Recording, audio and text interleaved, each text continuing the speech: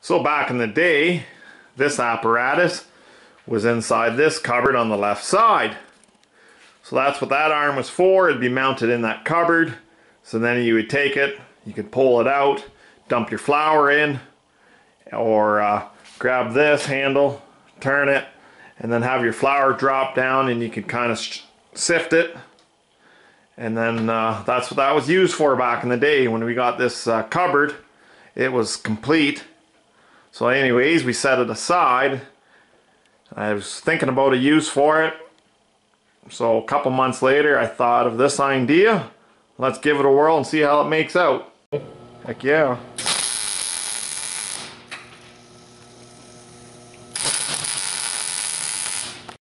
So got thinking, got this nice window here, like that.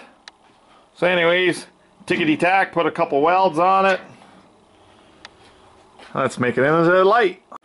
So we'll whack a piece off that, stab that in there, so then that way you got something to hang your light off of.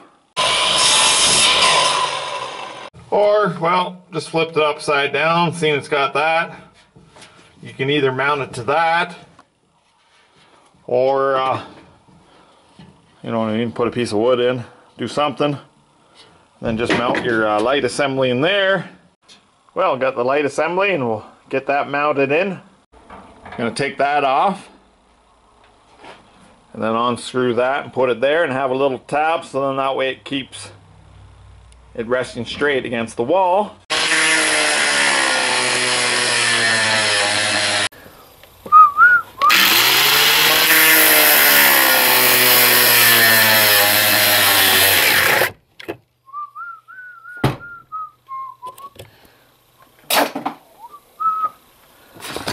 Just need a couple holes there for mounting. Put another one there.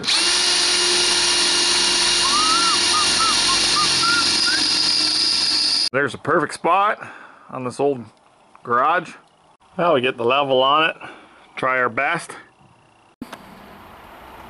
It'd be the conversation piece of this old shed.